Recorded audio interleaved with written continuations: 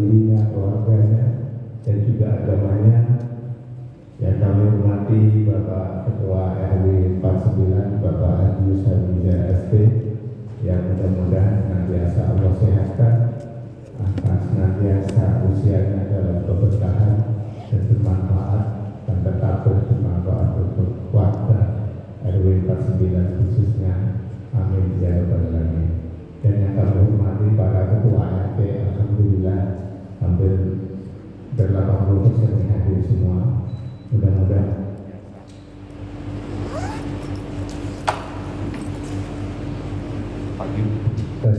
pagi-pagi nggak boleh buka dari, tapi insya Allah itu benar. Tapi mudah-mudahan para ketua RT senantiasa istiqomah dalam kebaikan, terus memperjuangkan warganya, terus beristiqomah dalam kebaikan keluarga dan umatnya. Dan para jamaah Masjid Jami Darussalam yang mudah-mudahan senantiasa kompak, senantiasa terus mewujudkan ukhuwah baik di internal maupun di eksternalnya. Amin ya rabbal alamin. Sholawat selalu semoga senantiasa tercurahkan kepada uswatun hasanah kita Nabi Muhammad Sallallahu Alaihi Wasallam. Mudah-mudahan syafaatnya senantiasa kita dapatkan dan juga senantiasa kita semuanya dapat mengunjungi makamnya untuk lebih baik umroh maupun hajinya. Amin ya rabbal alamin. Bapak dan hadirin sekalian, pagi ini sekali lagi kita bersyukur kepada Allah Subhanahu wa taala karena telah membangunkan kita dari tidur kita, pertanda kita masih diberikan kesempatan untuk memperbaiki diri kita, untuk tetap berbaik dan untuk tetap menjalankan apa yang menjadi ajaran dan juga perintah dari Allah Subhanahu wa taala. Amin ya rabbal alamin. Bapak dan hadirin sekalian, kali ini kita kembali untuk mengikuti taklim Ahad pagi yang akan disampaikan oleh Bapak Ustaz Abdul Wahid SAG MA. Mudah-mudahan apa yang nanti akan kita dapatkan senantiasa diberikan kemudahan memahaminya, kemudahan untuk mengamalkannya, dan menjadikan keberkahan kita semua. Amin ya rabbal alamin. Sebagai pembuka, marilah kita bacakan basmalah. Mudah-mudahan dengan basmalah apa yang kita harapkan senantiasa diberikan kelancaran oleh Allah Subhanahu wa taala. Bismillahirrahmanirrahim. Demikian, dan selanjutnya kami persilakan kepada Bapak Ustaz Abdul Wahid untuk menyampaikan materinya. Kurang lebihnya mohon maaf. Wassalamualaikum warahmatullahi wabarakatuh. النبي المصطفى رسول الله صلى الله عليه وسلم وعلى آله وصحبه وذريته ورسوله وفروه شهود الله لهم الفاتحة. أعوذ بالله بسم الله الرحمن الرحيم. الحمد لله رب العالمين الرحمن الرحيم مالك يوم الدين. إياك نعبد وإياك نستعين. اهدنا الصراط المستقيم صراط الذين أنعمت عليهم غير المغضوب عليهم ولا الضالين.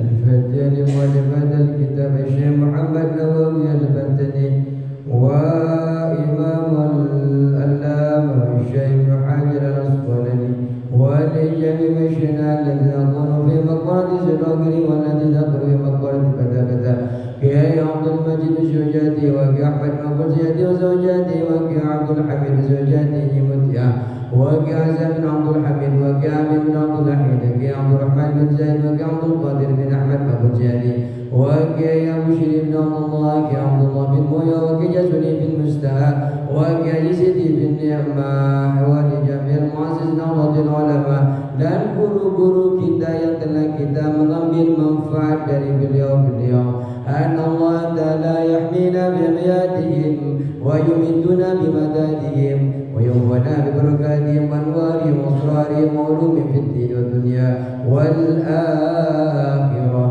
Al-Fatiha. A'udzu billahi minasy syaithanir rajim. Bismillahirrahmanirrahim. Alhamdulillahi Rabbil Alamin Ar-Rahmanir Rahim Maliki Yawmiddin Iyyaka na'budu wa iyyaka nasta'in Ihdinas siratal mustaqim Siratal ladzina an'amta 'alaihim ghairil maghdubi 'alaihim. Al-Fatihah khususan untuk seluruh jamaah yang hadir pada pagi ini atau yang menyimak dari rumah masing-masing dimanapun panjenengan berada, khususnya kepada seluruh pengurus Masjid Darussalam, untuk seluruh para perangkat daerahnya, RT dan RW-nya. Semoga Allah Subhanahu wa taala memberikan rezeki sehat wal afiyah. Kesulitan-kesulitannya Allah berikan jalan keluar, hajat-hajatnya Allah kabulkan dengan kabulan yang diridhai oleh Allah Subhanahu wa taala. Kalau ada di antara kita sedang diuji oleh Allah Subhanahu wa taala, semoga kita bisa menyelesaikan ujiannya. Apabila di antara kita memiliki hutang piutang, semoga Allah Subhanahu wa taala memberikan kemudahan rezeki bisa melunasinya dengan harta yang halal dan thayyibah. Keluarganya dijadikan keluarga yang sakinah mawaddah warahmah, yang menjadikan keluarga itu menjadikan dekat diri kita dengan Allah Subhanahu wa taala, dan anak-anak kita dimanapun berada, istri kita dimanapun berada, semoga selalu dijadikan orang-orang yang taat kepada Allah dan Rasulnya. Semoga mereka menjadi penyejuk di mata kita dan setiap cita-citanya. Semoga Allah Subhanahu wa taala mudahkan mencapainya dengan pencapaian yang Allah ridhai. Dimanapun anak-anak kita yang sedang mengenyam pendidikan, semoga Allah Subhanahu wa taala memudahkan biaya pendidikannya ya Allah, dengan kemudahan yang halal dan thayyibah. Dan usaha-usaha kita, hasil-hasil dari perayaan kita ya Allah, semoga Engkau jadikan setiap tetes keringat kami ya Allah, Engkau jadikan keberkahan, Engkau jadikan sebab ridha-Mu ya Allah, dan sebab-sebab kami bertemu dengan orang-orang yang Engkau cintai kelak di akhirat. Dan ketika Engkau panggil kami, semoga Engkau kami panggil dalam keadaan husnul khatimah. Sebab-sebab majlis ta'lim seperti pagi ini ya Allah, dan amalan-amalan kami ya Allah. Syaikhulillah ilahum wal Fatihah. A'udzu billahi minasyaitonir rajim. Bismillahirrahmanirrahim. Alhamdulillahi rabbil alamin arrahmanir rahim. Maliki yaumiddin. Iyyaka na'budu wa iyyaka nasta'in. Ihdinas siratal mustaqim. Siratal ladzina an'amta 'alaihim ghairil maghdubi 'alaihim waladdallin. Amin. Assalamualaikum warahmatullahi taala wabarakatuh. Bismillahirrahmanirrahim. Alhamdulillahirabbil alamin. Wassalatu wassalamu ala asrafil anbiya wal mursalin. Sayyidina wa habibina wa syafi'ina wa maulana Muhammadin wa ala alihi wa sahbihi ajma'in. Rabbana la ilma lana illa ma 'allamtana innaka antal alimul hakim. Rabbi shrah li sadri wa yassir li amri wahlul 'uqdatam min lisani yafqahu qawli. Amma ba'd. Yang kami hormati Ketua DKM Masjid Darussalam beserta para pengurusnya, yang kami hormati Ketua RW kita, alhamdulillah hadir pada pagi ini, dan juga beserta RT-RT-nya, beserta para pengurusnya, dan yang saya selalu cinta sayangi para jemaah yang selalu istiqomah hadir di majlis ta'lim ini. Semoga Allah Subhanahu wa taala selalu meridai kita dalam setiap amalan-amalan kebaikan kita. Amin ya rabbal alamin. Alhamdulillah pagi ini masih istiqomah, walaupun kurang sedikit di sini karena memang pagi itu susah ya. Dan ternyata ada banyak RT yang hadir. Ada banyak RT yang hadir. Ini bisa dijadikan percontohan. Jadi saya tidak salah kalau di Masjid Darussalam ini ketika kami mengisi di masjid yang lain itu, kalau mau belajar di Darussalam. Yang setidaknya RT-nya disuruh sholat ke masjid. Semoga mulai dari RT-nya, nanti Bu RT-nya sebelah sini, Bu RW-nya sebelah sini, kemudian jemaah-jemaahnya kalau semua laki-laki dan perempuan berbondong-bondong, insya Allah nggak muat, harus naik ke atas.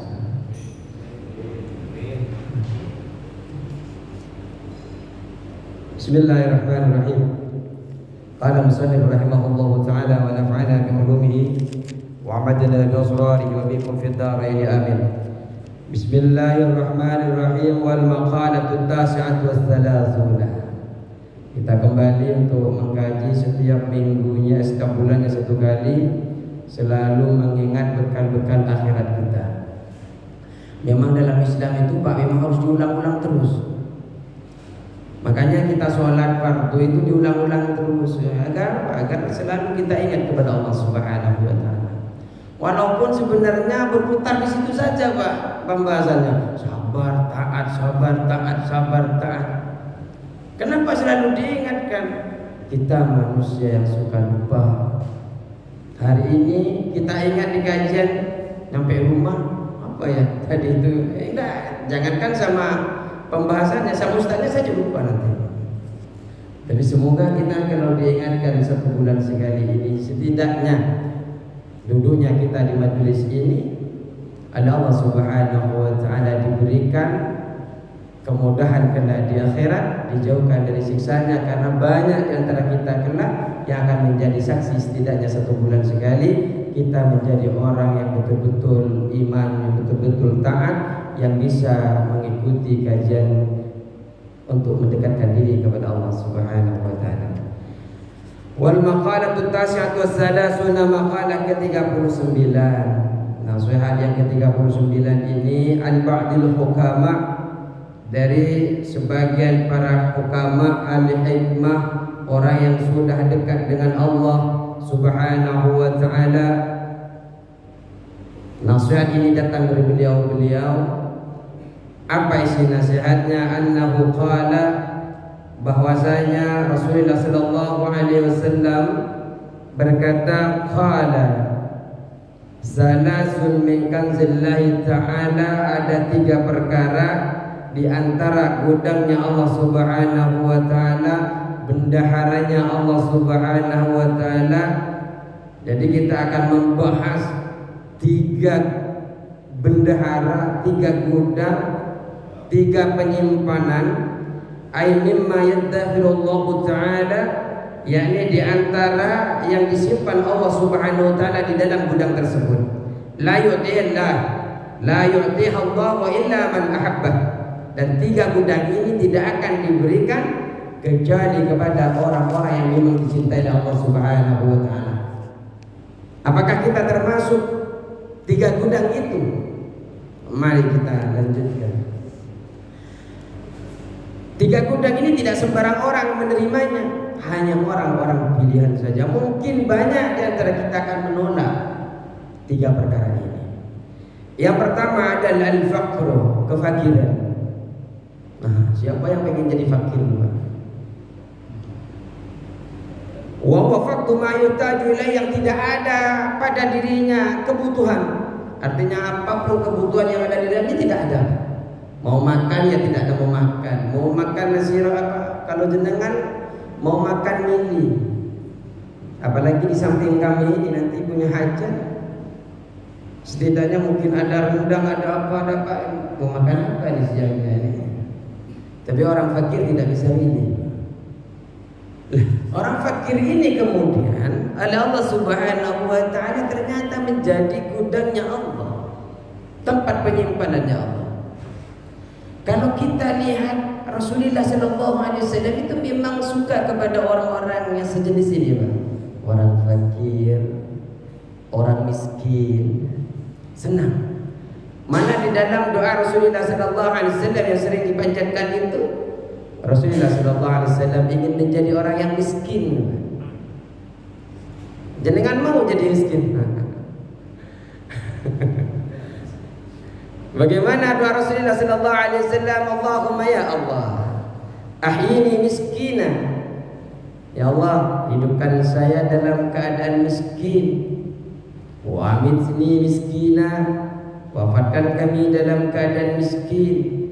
Wahsyurni fi zumratil masakin, dan kumpulkan kami beserta orang-orang miskin yaumal qiyamah, nanti di hari kiamat. Kayaknya nggak ada yang mau ngamalin doa ini, Pak. Mau Allahumma ahyini miskina itu berat, Pak. Ya.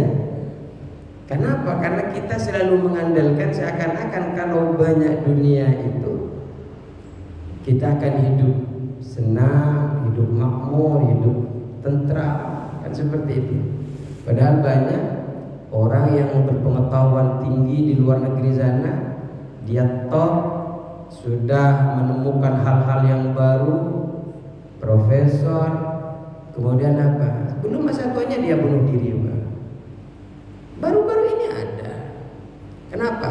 Tidak menemukan ketenangan dalam batin. Makanya luar biasa, Pak. Kita itu oleh Allah, kalau seumpamanya diberikan kekayaan, diberikan pengetahuan, ternyata masih ada Islam dan iman dalam diri kita, tenang, Pak. Diberikan cobaan-cobaan yang buat tenang, kita diberikan rezeki, ya rezekinya buat kita tenang, semua akan selalu tenang. Kenapa? Karena kita tahu bahwa harta yang ada dalam diri kita itu hanyalah titipan. Kapanpun Allah mau bisa diambil sekaligus oleh Allah. Jangankan cuma harta kita, Pak. Jangankan cuma harta, diri kita saja bisa Allah ambil hari ini. Cabut oleh Allah. Maka jangan pernah lengah. Ingat kepada Allah. Tahu-tahu ada orang yang tertidur, nggak bangun-bangun lagi. Tapi enggak, kalau yang tidur hari ini bukan karena tidur, karena memang capek semalam, kata beliau, mempersiapkan. Tapi yang capek ternyata belum tidur. Makanya Rasulullah Sallallahu Alaihi Wasallam itu selalu berdoa menjadi orang miskin. Dan Rasulullah Sallallahu Alaihi Wasallam yuhibbul fuqara wal masakin. Rasulullah itu cinta terhadap orang-orang yang fakir, orang yang miskin. Ya jadi sumahum, duduk bersama mereka, Pak. Kalau kita lihat sekarang ini, Pak, dengan tuntutan keadaan yang seperti sekarang, seakan-akan ada gap, ada antara si kaya dan si miskin, si fakir dan si ini ada batasan. Kita jalan, lihat orang yang tidak punya, kita cuma ada dia, males, tidak ada masa depannya. Ini yang kemudian selalu kita diukur oleh. Ketika berkawan harus ada manfaatnya secara materi, tapi dia tidak pernah berpikir bahwa orang yang dia jauhi tadi akan masuk di hadapan Allah nanti jauh lamanya daripada dia. Jadi Rasulullah Sallallahu Alaihi Wasallam itu senang bersama dengan orang yang fakir, senang dengan orang miskin. Jadi kalau panjenengan terutama pemimpin-pemimpin mau mengikuti Rasulullah, cari dulu orang yang fakir. Cari dulu orang yang miskin, duduk bersama mereka. Karena tidak semua orang yang bisa mampu duduk bersama mereka. Kemudian wa ya'udu mardahum. Kemudian Rasulullah Sallallahu Alaihi Wasallam menjenguk orang-orang sakit mereka. Dan kalau mereka wafat wa yushayyi'u janaizahum, kemudian menghantarkan mayatnya, jenazahnya ke liang lahat, penghormatan terakhir. Inilah Rasulullah. Wala yuhqiru faqira. Dan Rasulullah Sallallahu Alaihi Wasallam tidak merendahkan satu pun orang fakir, itu tidak pernah direndahkan. Karena ketidakpunya secara materi dunia, dia tidak rendahkan. Kenapa? Memang ada hadis Rasulullah Sallallahu Alaihi Wasallam mengatakan begini. An Abi Hurairah qala qala Rasulullah Sallallahu Alaihi Wasallam yadkhulu fuqara, orang-orang fakir ini akan masuk al-mu'minin, yang al-mu'minin yadkhulul fuqara al-mu'min al-jannata qabla al-aghniya. Orang yang fakir, ia mu'min, dia akan masuk kepada surganya Allah Subhanahu wa taala qabla al-aghniya, sebelum orang kaya. Binisfi yaumin, setengah hari, bedanya setengah hari ya Pak. Jadi setengah hari dia lebih duluan masuk daripada kita. Kalau kita sama-sama ditakdirkan masuk surga, dia setengah hari masuk duluan. Tapi perbedaannya binisfi yaumil khamsimi'ati amin. Setengah harinya itu setara dengan 500 tahun lamanya daripada kita di sumbangannya. Orang kaya dan orang miskin, orang fakir. Orang fakir itu lamanya setengah hari. Setengah hari di dalam akhirat itu sama halnya dengan 500 tahun. Jadi orang fakir itu ya mungkin ya Pak ya. Kalau kita jenengan yang punya motor, motornya dihisab duluan. Yang punya mobil, yang mobilnya dihisab duluan. Selain dibawa ke kantor, dibawa kemana lagi nih ya? Masih mampir nggak pulang dari kantor itu? Mampirnya kemana? Itu dihisab. Oh enggak, saya mampirnya sholat asar, sholat maghrib. Oh, dicatat sama malaikat. Itu diparkirnya di mana? Parkir tepat pada parkirannya atau tidak? Mengganggu jalan atau tidak? Itu hisabannya Pak. Ya orang fakir nggak sampai segitunya Pak. Buru-buru ditanya mobilnya, bannya saja belum tentu punya kadang. Ya masuk 500 tahun lebih dulu daripada orang-orang kaya. Akhirat. Di dunia ini hanya sementara. Yang kekal itu di akhirat. Kalau jenengan ditanya lebih baik susah di akhirat karena banyak pertanyaan atau ingin langsung masuk Pak? Langsung masuk. Jadi orang fakir. Yang bisa kan nanya Pak. Saya dulu pernah ditanya sama guru saya. Ditanya, di dunia ini kamu pengen tidak punya masalah, hidup biasa-biasa saja, atau banyak masalah tapi kamu bisa menyelesaikan masalah itu?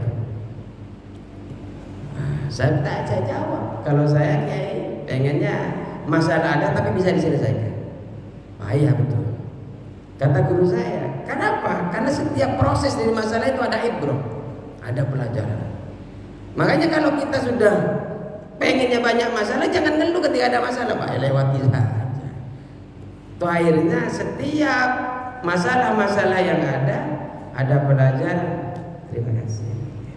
Ada pelajaran, ada ibrah yang kita penting. Makanya rugi sekali kepada orang-orang yang memiliki masalah, kemudian dia telah melewati masalah itu, tapi tidak ada bekas di dalam hatinya, tidak bisa mengambil kesimpulan, tidak bisa mengambil manfaat, istifadah terhadap setiap masalah yang ada. Makanya jenengan ambillah setiap proses dalam hidup kita ini. Bukan hanya taklim yang mahal itu yang memang dalam proses Pak. Kita akan menemukan teman yang sejati, kita akan menemukan yang betul-betul. Disitulah nanti kita akan banyak mempelajari. Makanya jangan pernah menghina para fakir.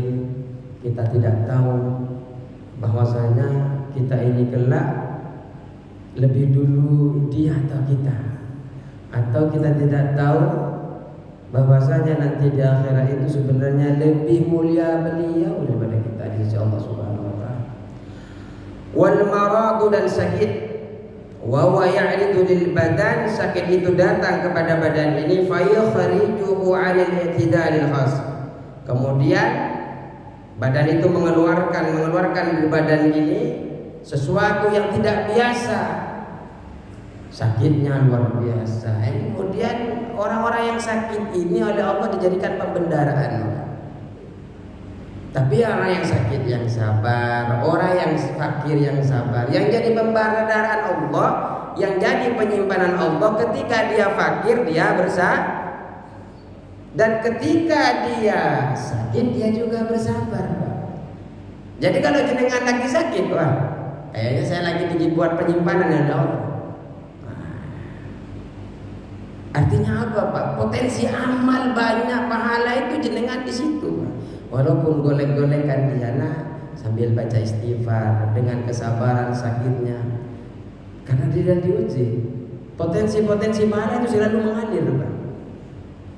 Ikhlas, ya ikhlas Pak. Gimana nggak ikhlas jenengan cuma sakit? Gengsi apa lagi sakit? Mau ria dari apa sakit? Kalau jenengan sholat, mungkin pakaiannya cari yang paling bagus, kendaraannya apa? Mungkin potensi untuk jenengan ria, pamer itu ada Pak. Sejadahnya paling cari yang paling mahal umpamanya. Ada potensinya. Tapi kalau sakit, nah, ya Allah sakit ya Allah, ini datang darimu dan akan kembali kami kepadamu ya Allah. La ilaha illallah. Sebelum ditahlilin orang tahlil duluan. La ilaha illallah. Insya Allah itu ladang pahala Pak. Makanya ini orang sakit menjadi pembendaraan Allah Subhanahu wa ta'ala. Wasabr yang ketiga adalah sabar. Orang sakit, orang kaya, orang semuanya harus sabar. Setidaknya kalau kita lihat sabar itu kan ada 3. Sabar dalam melaksanakan ibadah kepada Allah seperti sekarang ya Pak. Susah Pak. Susah, pagi itu susah memang. Makanya saking susahnya yang hadir pagi itu cuma ini aja. Jadi yang hadir, yang taklim, yang pagi. Istiqomah panjenengan termasuknya Pak. Nah, ini jadi yang senang-senang gak ke masjid. Tapi enggak lah. Ini enggak ada yang susah. Kenapa? Karena sudah melibatkan Allah di setiap kehidupannya. Dilihat wajah-wajahnya ceria, seakan-akan tidak punya tanggungan di belakang. Entah disuruh nyuci apa nanti rumah nggak tahu, nggak kira. Yang penting sekarang dulu ditaklim. Nanti setelah pulang disuruh jemur baju, urusan belakangan. Sekarang urusannya adalah kita taat kepada Allah, mengingatkan diri kita untuk memperbanyak amalnya. Kemudian ini mudah Pak. Di blok D ini nanti di Masjid Darussalam ini mudah untuk bersaksi kepada Allah. Kenapa? Dilihat setiap minggunya itu sama saja. Muka-mukanya itu ya nambahnya 1, kadang berkurangnya 5. Alhamdulillah ini luar biasa. Ketahuan kita nikmat mendekatkan diri kepada Allah.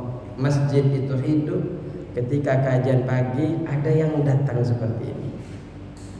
Ya karena berat, karena kan selimutnya ditarik ya. Ketimbang kita datang melangkahkan diri kita kepada masjid. Padahal janji-janji Allah, janji-janji Rasulullah masih kurang jelas gimana Pak. Langkah kaki kita menuju masjid, setiap langkahnya diampuni oleh Allah Subhanahu wa ta'ala dosa-dosanya Pak. Cuma kan sekedar janji kata mereka Pak. Kenapa? Imannya lagi turun. Baik. Wasabru, dan adapun sabar ini wa watarku syakwa min alamil balagh, meninggalkan mengeluh dari ujian-ujian, dari sakitnya ujian yang Allah berikan kepada kita li ghairillah, kepada selain Allah. Kalau jenengan sedang lagi diuji oleh Allah, sabar Pak. Minimal jangan meninggalkan untuk tidak mengeluhkan keadaan panjenengan kepada orang lain, kepada selain Allah. Tidak perlu keluhkan. Cerita-cerita saja, bukan ngeluh. Cerita-cerita saja. La ilallahi ta'ala, bukan kepada Allah Subhanahu wa ta'ala. Kalau kepada Allah Subhanahu wa ta'ala mengeluh kepada Allah bukan berarti tidak sabar. Keluhkan saja kepada Allah. Ya Allah, saya ini masih seperti ini, semoga Engkau berikan kesabaran. Anak saya ya Allah yang kecil, saya sudah tua, masih bayi lagi, panjangkan umur kami ya Allah agar bisa membina dia dekat dan taat kepadamu. Terus seperti itu Pak, nggak apa-apa ngeluh kepada Allah.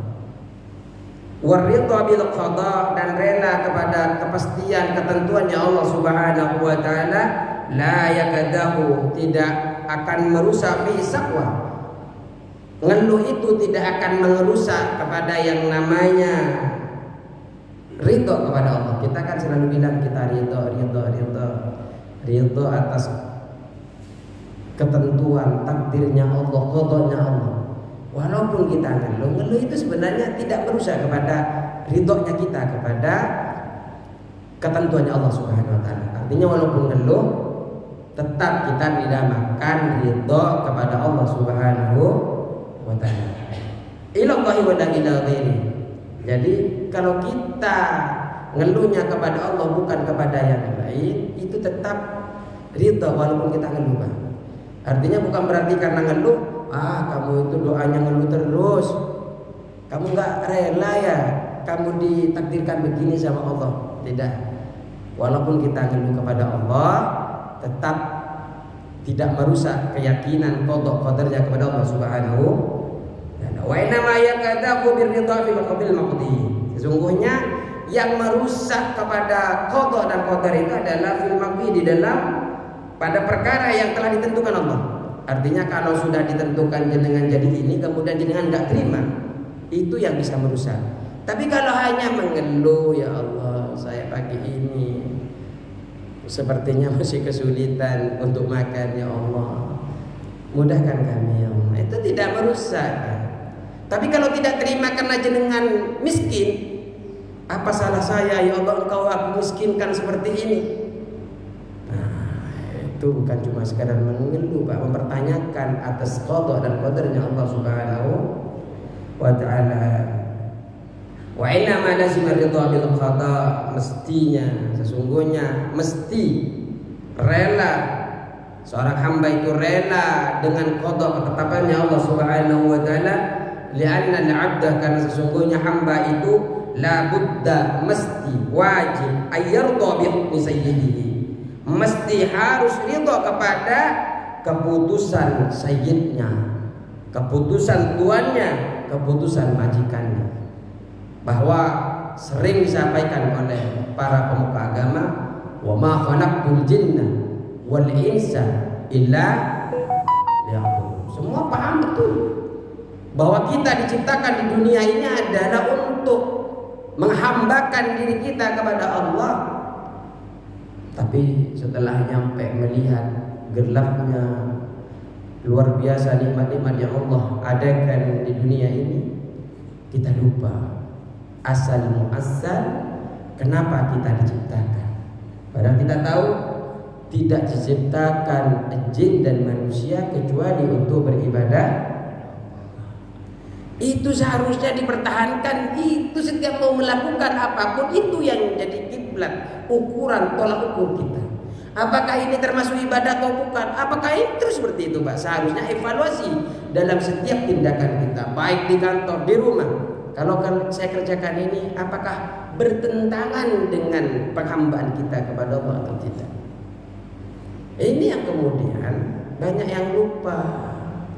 Ketika sudah disuguhkan isi-isi dunia, lupa bahwa sebenarnya dia diciptakan oleh Allah Subhanahu wa taala.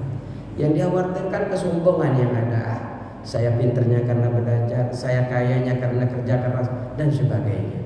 Itu sombong, Pak. Kalau Allah tidak izinkan kaya, nggak kaya, Pak.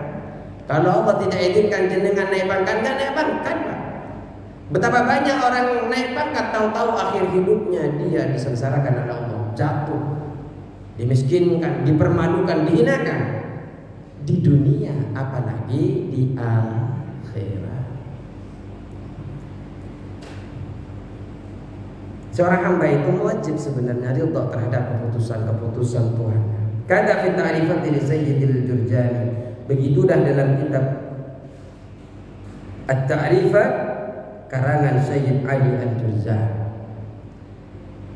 Kemudian Al-Maqalatul Al-Ba'un, maqalah yang ke-40. Kita baca setengahnya saja soalnya lagi ngantuk.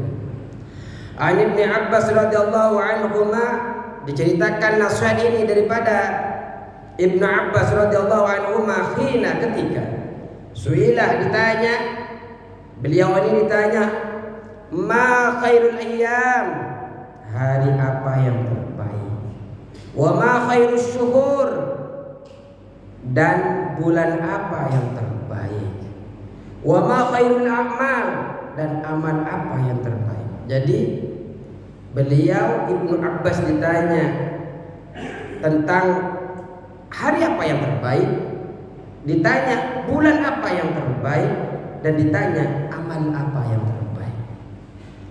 Kita kan pengen yang instan-instan saja, Pak. Kalau sudah tahu harinya yang terbaik, wah ibadah di situ diganjar segitu kan enak, Pak. Satu kali ibadah ganjarannya luar biasa. Seperti itu.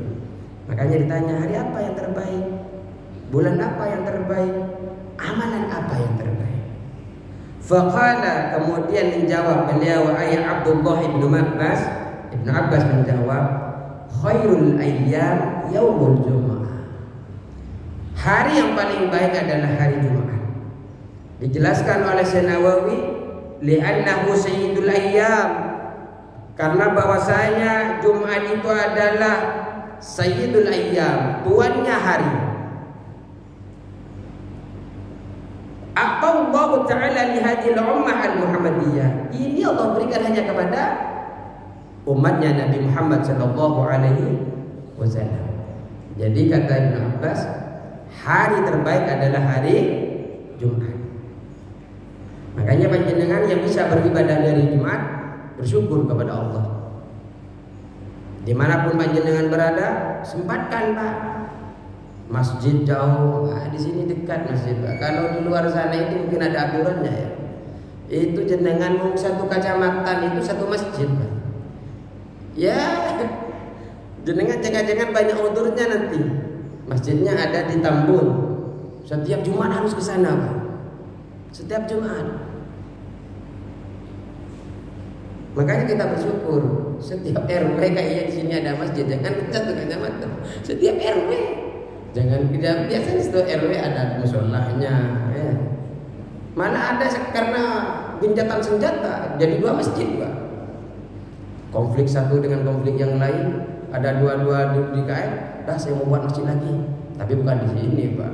Di sini enggak satu RW dua masjid di sini. Tapi tidak ada masalah kan? Enggak pernah konflik. Aku. Siapa dulu harganya? Jadi kalau RW di sini ini, kalau tempat ibadahnya punya dua, masjid semua. Itu kalau doa-doanya mustajab semua. Dingin itu Pak RW-nya nanti itu. Wa khairus syuhur, dan sebaik-baiknya bulan adalah syahrul Ramadan, bulan Ramadan.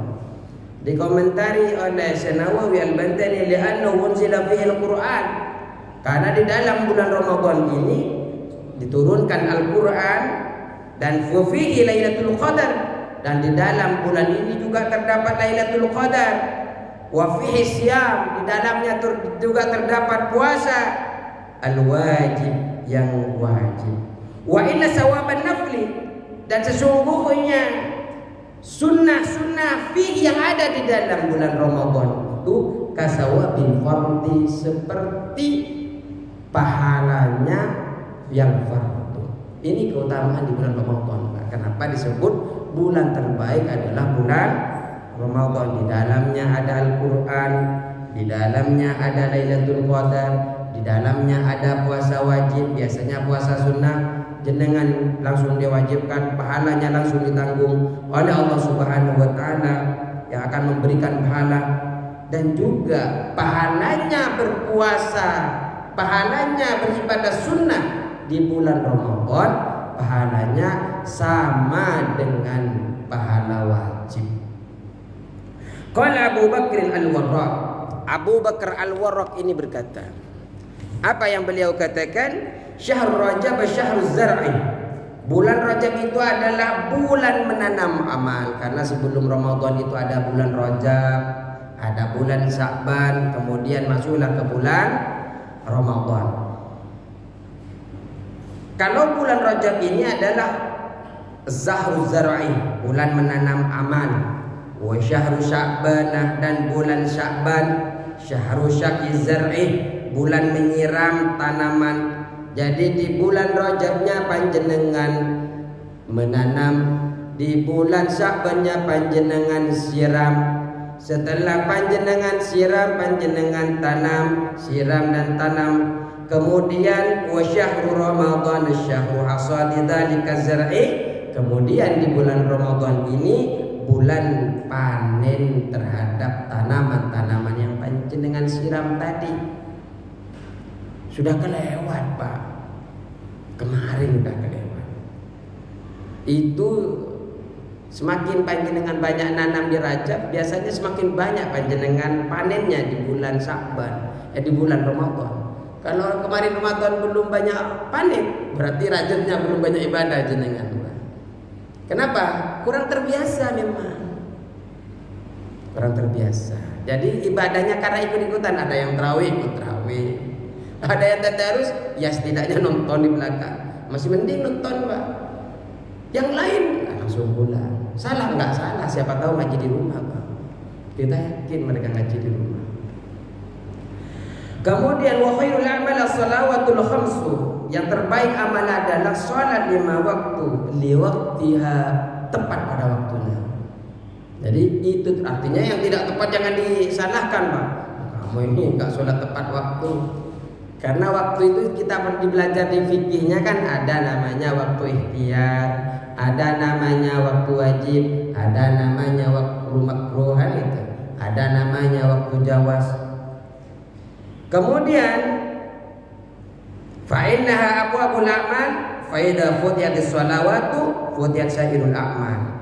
Kenapa? Karena bahwasanya salat itu adalah pintu-pintu amal, Pak.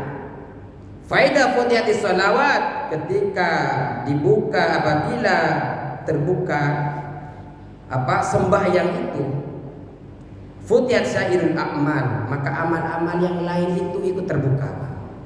Kalau jenengan sholat, maka amal-amal yang lain ikut terbuka. Wa idza sudah, kalau sudah tertutup, ya tertutup, Pak. Kalau jenengan enggak sholat, jangan berharap sholat-sholat yang lain ikut serta di dalamnya. Famata Ibnu Abbas radhiyallahu fi dzalikal yaum. Kemudian Ibnu Abbas meninggal di hari Jumat tersebut, ay wa huwa yaumul Jumu'ah, di hari Jumat.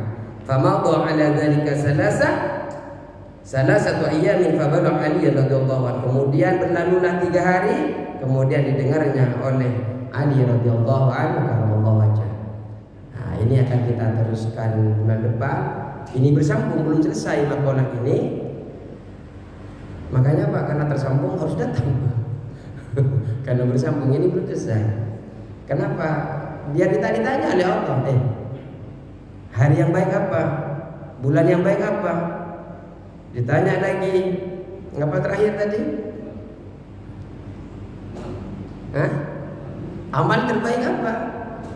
Dijawablah, menurut Ibnu Abbas begini. Terus kalau menurut Imam Ali, wah nggak hadir ya Allah. Jadi ini menyambung, ini tadi Ibnu Abbas. Insyaallah minggu depan pandangannya Sayyidina Ali tentang 3 perkara tadi itu. Semoga Allah Subhanahu wa taala berkah majlis ini, kita selalu ditakdirkan iman dan takwa kita berada dalam kehidupan kita sampai akhir hayat kita, sampai keturunan-keturunan kita, sehingga selalu mendoakan kita kelak dan hajat-hajat Allah qabul amin ya rabbal alamin. Allahumma fi ila aqwamit thariq. Assalamualaikum warahmatullahi wabarakatuh.